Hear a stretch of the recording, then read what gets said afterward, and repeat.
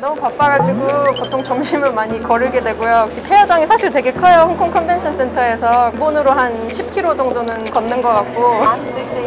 Do you know some galleries inside? Yes. Thank you, sweetheart. Appreciate it. Have a great day. 저는 아트바젤에서 VIP 팀에서 일을 하고 있고요. 보통 하는 일은 이제 VIP 고객분들을 관리하는 일인데 미술 작품을 구매하시는 콜렉터분들, 이제 큐레이터분들, 이제 미술 관계자분들이 저희 VIP신데요. VIP 행사라든지 이제 뭐 부스 투어, 전반적인 행사 진행을 도와드리고 있습니다. 코로나 때문에 이제 저희가 만날 수가 없으니까 작년부터 온라인 드링룸이라고 온라인 페어를 진행하고 있어요. 그래서 올해는 다행히 지금 홍콩 코로나 상황이 많이 좋아져서 처음으로 이렇게 하이브리드 페어를 해보게 되었거든요.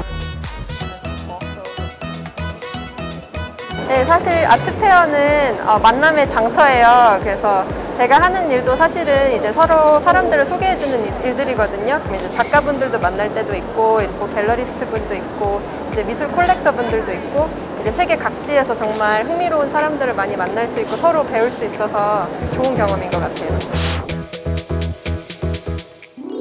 네, 세표님 감사합니다. 오늘 시간 내주셔가지고. 아닙니다. 올해 코로나 이 상황에도 불구하고 이번 아트바젤이 굉장히 성황리에 끝난 것 같아요. 고생 많이 해주셨어요. 네, 체력적으로는 힘들기는 당연히 힘든데 너무 성공적으로 잘 마무리돼서 너무 안도도 되고 정말 보람있고 즐거웠습니다. 이번에 보니까는 실제로 이제 전시장에서 아트를 관람을 할 수도 있고 또 버추얼로도 가능한 거였잖아요. 네네. 이게 올해 처음 이렇게 시도가 된 건가요? 저희 아트바젤 측에서는 이제 처음으로 하이브리드 페어라고 하는데 그래서 이제 실제 홍콩에서 페어 진행도 하고 그리고 이제 홍콩 못 오시는 분들 위해서 온라인 프로그램도 진행하고 좋은 저희한테도 경험이었습니다. 홍콩에 오시기 전에는 그러면 어디서 근무를 하셨었어요? 저는 홍콩 오기 전에는 일본에서 2년 동안 리크루터로 일했었어요. 리크루팅 회사에서요? 네, 그래서 미술이랑 전혀 상관이 없는 그러네요. 분야니까. 사실 뭐 아트바젤하고 아트하고는 상관이 없는 건데, 그러니까 일단 어떻게 아트 쪽에 관심을 갖게 되셨고, 네네. 어디서 교육을 받으셨는지 좀 한번 얘기를 해주세요. 그래서 사실 저는 이제 미국 대학교를 갔는데 이제 미국 대학교 때는 전공을 꼭 안 골라도 되거든요. 그래서 1, 2학년 때는 3, 4학년 때 이제 전공을 확정할 수가 있는데 사실 저는 정치 전공을 했어요. 그래서 저도 정치 전공. 근데 정치 전공을 해서 졸업하고 무슨 일을 해야 될지 잘 모르겠는 거예요. 네. 그래서 고른 게 미술사. 그래서 친구들이 그래서 고른 게 미술사냐고 되게 많이 웃었거든요. 근데 미술사 전공한 또 학생들은 이제 두 가지로 많이 크게 나뉘어요. 석사, 박사까지 해서 미술관 쪽으로 가시는 분들도 있고, 근데 저는 항상 뭐라 그러지? 미술 사업 쪽에 더 관심이 있었어요. 이제 작품을 사고 파는. 그래서 저는 학생 때부터 갤러리나 경매회사 쪽에 관심이 있었고, 그때만 해도 저도 아트페어라는 걸 잘 몰랐거든요. 그래서 이제 대학교 졸업하고는 갤러리에서 일을 시작하고 그러다가 되게 우연한 기회로 조금 더 그때만 해도 20대 초중반이었기 때문에 조금 더 큰 세상을 보고 싶어서 그래서 무작정 일본으로 갔다가 너무 우연한 기회에 거기 HR 리크루팅 회사에서 취직이 돼가지고 2년 동안 일을 했어요. 2년 동안? 그렇다 그러면은 미술사를 전공을 미국에서 하시고 그리고 갤러리에서는 그건 한국에서 미국에서도 1년 일하고 그다음에 한국에서 한 1, 2년 일하고 그러고 나서 일본으로 가시고. 근데 어떻게 하다가 또 다시 이쪽 아트 쪽으로 오게 되신 거예요? 아니면 또 홍콩으로 오시게 되신 거예요? 또 그때도 다른 이직을 준비 중이었어요. 그때 일을 쉬고 있었어요. 제 성격이 원래 궁금증이 많은 성격이어서 제가 갤러리랑 경매에서는 이제 학생 때라든지 인턴십 뭐 아르바이트를 많이 해봤는데 아트페어 쪽은 일해본 적이 없어서 그때 갤러리 때 배웠던 저희 네트워크 분께 제가 연락을 미리 해서 아트바젤 홍콩이 있다고 하는데 여기서 한번 일주일 행사 기간 동안에 아르바이트 좀 써달라고 그래서 아르바이트로 사실 시작하게 되었습니다. 그러면 그분은 아트바젤에서 그 당시에 근무를 하고 계셨던 상황이었던 거예요? 지금 아트바젤에 사실 지금 저 외에 한국 분이 한 분 더 계시는데 이제 그분은 이제 뉴욕에 계시는데 아메리카스 전체 리저널 헤드 분이세요, VIP. 그래서 이제 그분이 저를 소개해 주셔가지고 일주일 아르바이트를 시작하게 되었습니다. 그랬다가 이제 잡 오퍼를 받으시고 홍콩에 오시게 된 건가요? 아니요, 사실 그때는 잡 오퍼를 안 받았어요. 사실 그때는 못 찾았어요. 그냥 다시 일본으로 돌아갔어요. 그래서 도쿄에서 새로운 이제 리크루팅 회사에서 또 좋은 기회를 찾아서 거기서 5개월 정도 일을 하고 있었어요. 그랬는데 이사 가자마자 아트바젤에서 여기 자리가 어시스턴트, VIP Relations 어시스턴트 자리가 났다고 오라고 하셔가지고 지금 이 기회를 안 잡으면 미술 쪽에 다시 못 돌아갈 것 같았어요. 그래서 오게 되었습니다. 아트바젤이 원래 스위스 기업이잖아요. 그리고 홍콩에 이제 사무소가 있는 거고. 네. 그럼 전체적으로 이제 아트바젤에 대해서 간단하게 설명을 좀 해주세요. 아트바젤은 이제 50년 된 스위스 아트페어 기업이고요.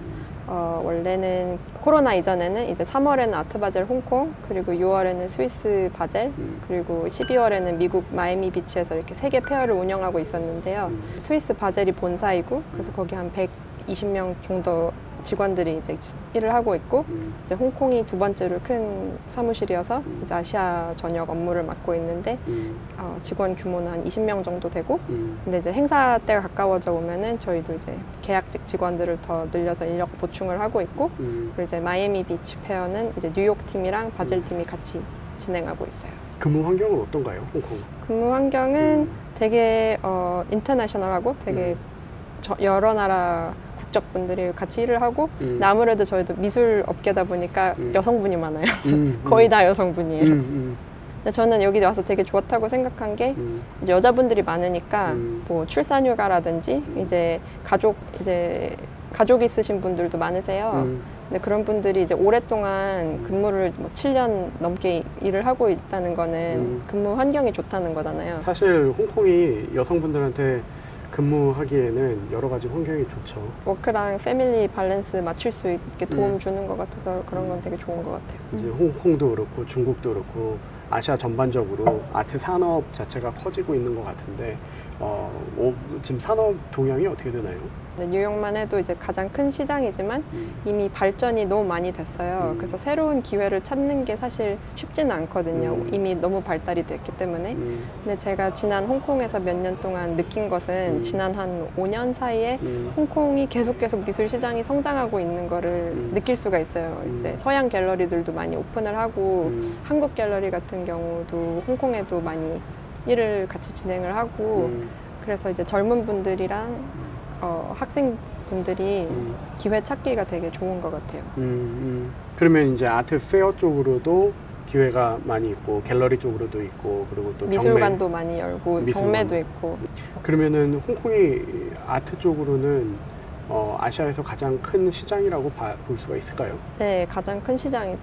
아무래도 그 지역적으로도 홍콩이 아시아 정중앙에 있고 또 자유무역 항이다 보니까 그런 자유롭게 이제 미술품이 운반될 수도 있고 관세도 이제 없고 그런 부분이 되게 매력적인 것 같아요. 아트 산업 관련해가지고도 기회가 많이 있겠네요.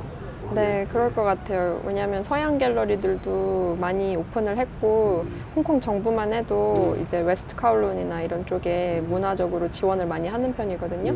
M 플러스 그 갤러리, 네, M 플러스 미술관도 이제 올해 말에 열린다고 하고 그리고 이제 홍콩 뮤지엄 오브 아트도 이제 재개장했고 그래서 정부 지원도 이제 강하니까 많은 기회가 있을 것 같아요.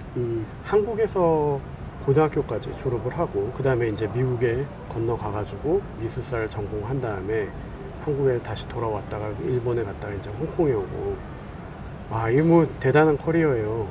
쉽지 않으셨을 것 같아요. 특별히 이제 해외 취업에서 어려웠던 점은 네. 없으셨어요? 처음에 미국 갔을 때도 영어를 잘 못했고 또 대학교 때 4년 동안 배운 영어랑 그때 영어를 이제 잘할 수 있다고 생각했는데 또 취업했을 때 사회생활 영어는 또 달라요. 그래서 처음에 인턴십을 시작했을 때 제가 신문을 구독해서 스포츠란을 매일 읽었어요. 저는 그 전에 스포츠 관심이 1도 없었거든요. 근데 이제 저희 상사나 이제 갤러리 오너들이랑 대화를 하나라도 더 하기 위해서 스포츠 뉴욕 양키스 팀 스포츠를 매일 봤어요. 그래서 이제 오너한테 어제 이기셨던데요. 기분 좋으시겠어요? 이거 한마디 하려고.